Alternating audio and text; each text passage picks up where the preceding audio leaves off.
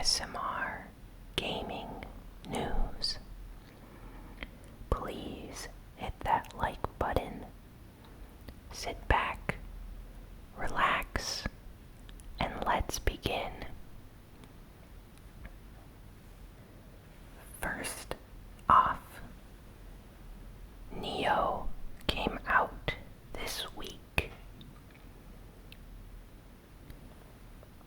The general consensus is that the game is very good. People are comparing it to a mixture between Ninja Gaiden and the Souls series. The difficulty in Nioh is very high, and people are praising the combat as being very responsive and a little bit more fun to play than a Souls game. There are, of course, critiques about certain issues with the game. I've heard some people complaining about the camera and how you lock onto enemies, as well as certain attack animations being a little janky and stuff like that. But overall, the popular opinion right now seems to be very positive, so I think the game's actually going to be a big hit. People are already streaming it and posting videos online, so definitely looks very interesting.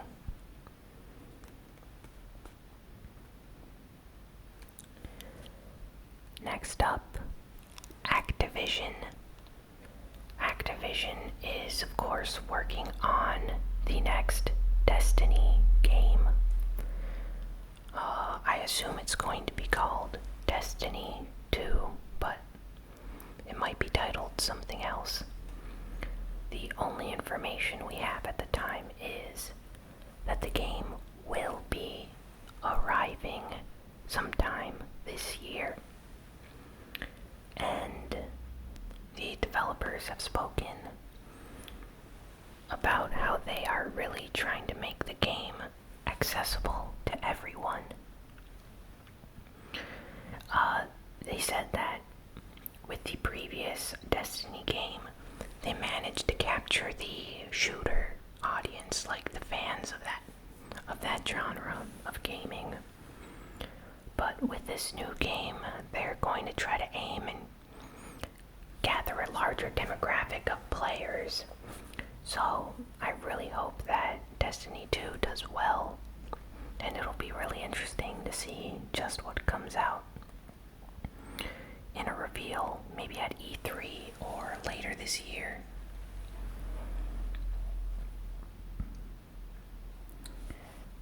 And next, the PS4 has received a new update this past week. It's currently in beta as of right now. They haven't officially released it, but it's a firmware update 4.0. It added a bunch of new features to the PS4. The best of these being the ability to use external hard disk drives to install your games on. So if you're running out of space on your PS4, now you're able to use external hard disk drives that are up to 8 terabytes in capacity to install, game installations, updates, and stuff like that. So this is very useful. This new update also offers a special feature for PS4 Pro users. If you own a PS4 Pro, you can go into the menu and choose Boost Mode, and Boost Mode enhances certain PS4 games that came out before the PS4 Pro came out. So an example would be Assassin's Creed. I believe it was Syndicate. When it came out, it was unplayable, and they barely even patched it on the PS4. The game runs at like a 20 FPS. It like bounces all around and stuff. It goes from 20 FPS to like 23, 25. And this new boost mode allows it to play at a solid 30 FPS basically. And this really helps the game out. It's now actually playable. So a game that was once unplayable is now playable thanks to this boost mode option. So PlayStation fans are very excited about this new update. People are doing all sorts of comparisons with games like Bloodborne, and all sorts of games are getting benefits from this boost mode, so I'm really happy about it too. I'm actually in the beta as well.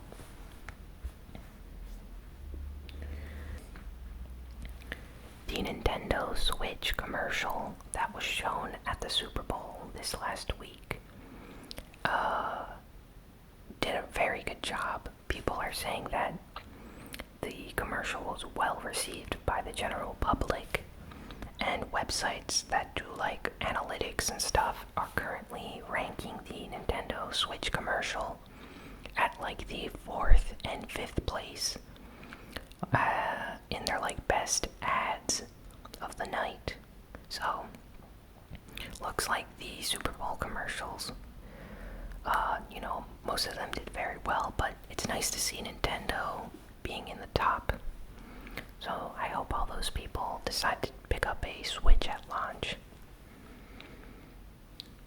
It was revealed that the Nintendo Switch will not be including a internet web browser. This is exactly like the Nintendo 3DS. When that came out, you were not able to go on the internet, like you couldn't surf the web. That was actually added in a later update. I think it was about like 3 months later or something in the summer. They updated the 3DS and then you could start using the web browser. So it seems like it's a trend with Nintendo. The Switch seems to be following in the footsteps of the 3DS. So we won't be able to use a web browser at launch, but it will be available at a later time.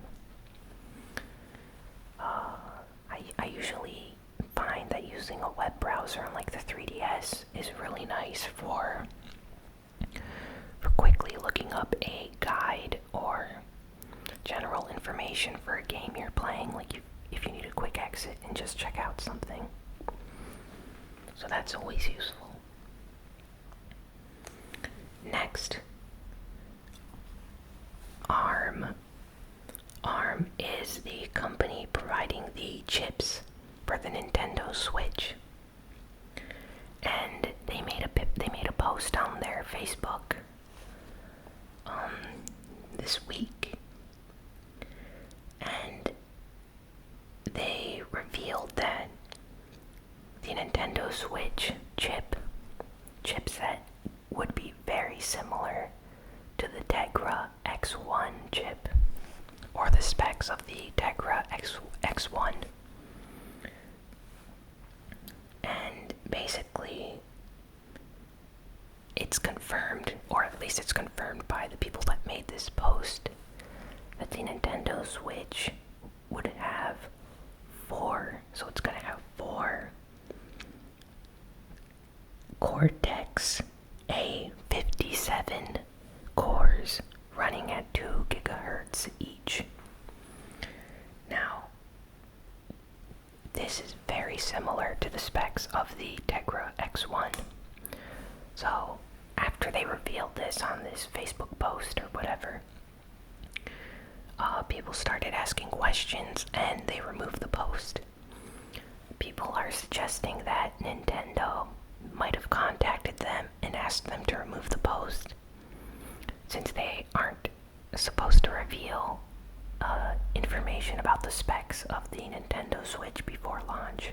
So they actually retracted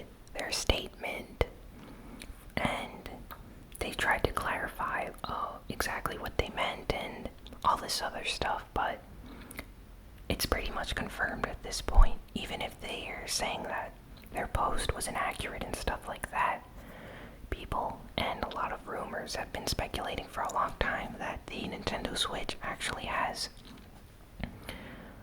specs similar to the Tegra X1. So this basically just confirms that Nintendo fans are really happy about that right now. So hopefully it actually turns out to be true and the Switch is actually powerful, pretty good for a handheld, portable, like console hybrid system. And next, there's actually like a kind of sad story here, but Nintendo of America helped fulfill a dream for a Legend of Zelda fan. There was this guy called Gabe that was very ill and wanted to play the new Breath of the Wild game. He had a congenital heart condition that as he kept aging, it was getting worse and worse. And doctors and stuff were saying that he didn't have long to live. So his family members and friends tried to get him recognized on like social media, like Reddit. And Nintendo found out and invited him to their Nintendo headquarters. And he got to take a tour of their office building, and they let him play The Legend of Zelda Breath of the Wild.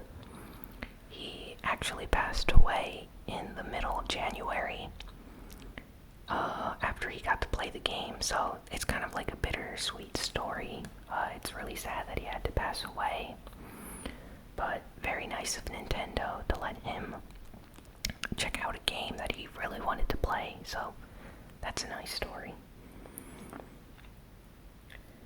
For the first time ever, or one of the first times ever, you are actually able to purchase E3 tickets for the Electronics Entertainment Expo in LA this year.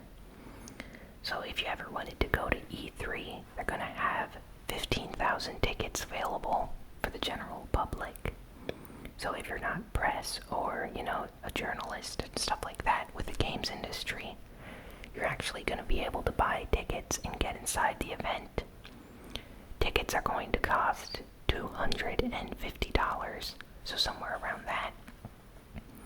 So the price is pretty steep, but if you're really interested in going to E3, it's definitely something worth considering. Resident Evil 7 has been a very big success.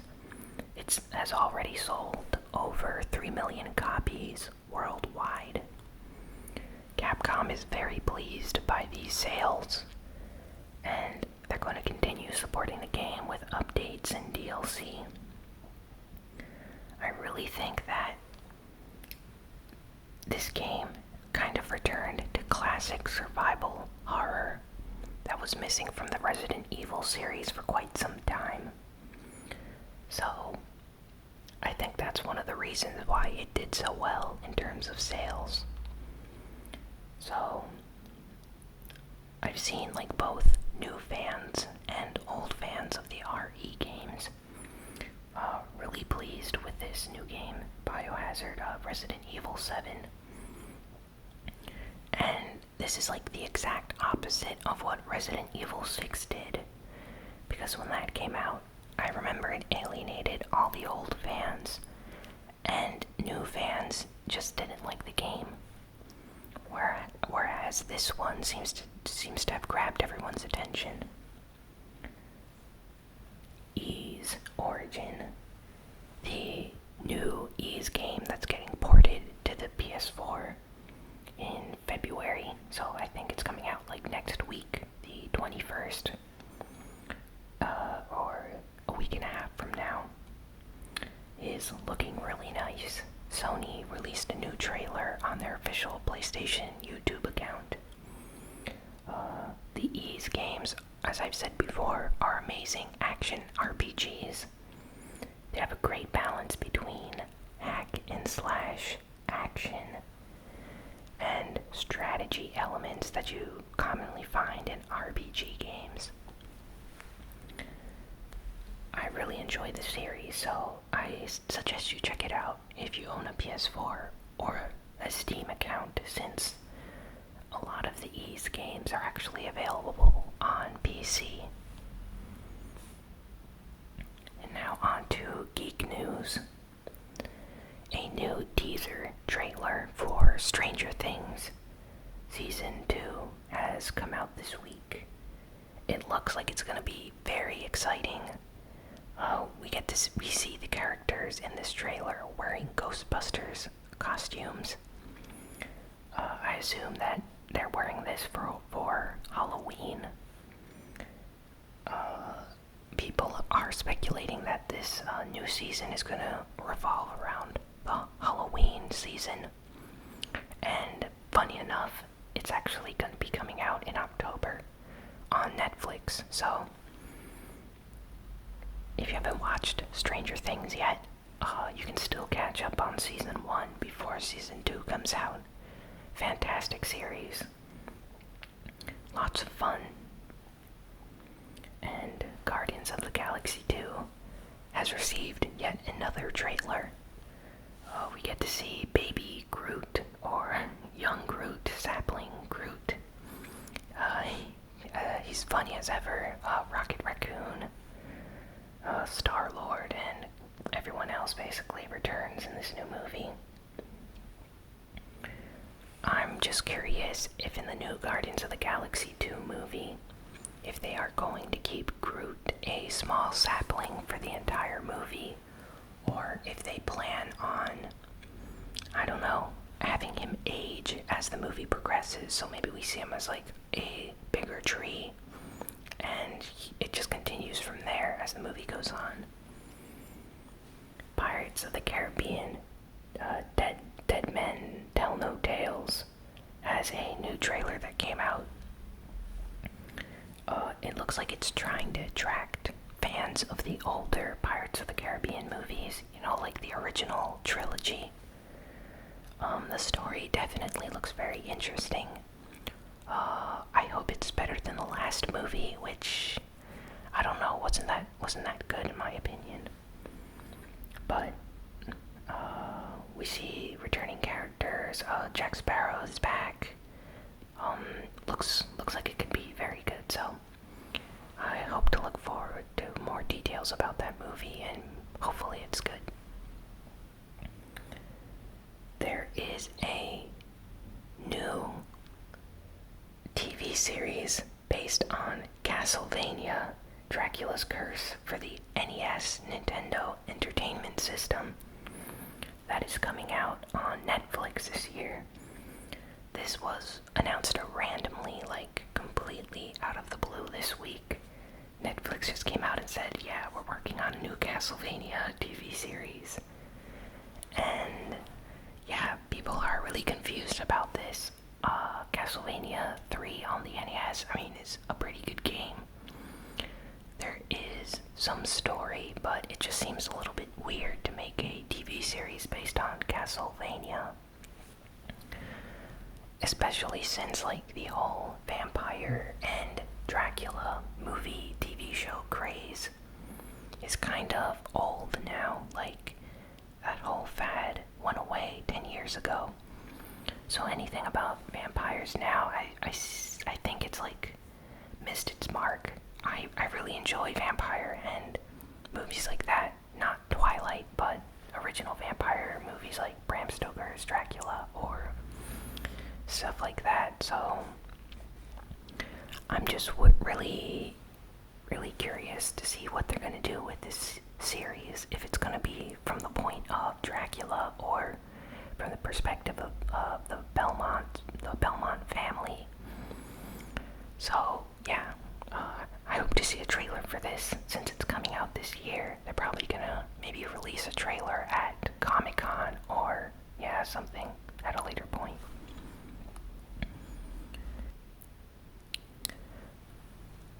They have released new photos photos from the set of the new Tomb Raider movie starring Alicia Vikander or Vikander. I'm pretty sure I pronounced her name wrong. Vikander. Tell me in the comments if you know how to correctly pronounce her name. She's an actress. She has appeared in a number of movies. She's pretty good. But she's going to be playing Lara Croft in the new Tomb Raider reboot movie. And yeah, as you can see here in the picture, she really does look like her. It captures the look of the games, and yeah, I think it's gonna actually be a good movie. I think they have a good story guy on board doing the writing, so I hope this movie does good.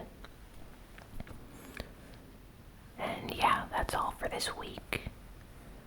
If you like this episode, be sure to like, comment, share, and subscribe. And yeah, tell me in the comments what was your favorite piece of news this week. And if you have any TV shows or movies, or even games that you're looking forward to playing in the next month or so. I hope you all have a great week. So long.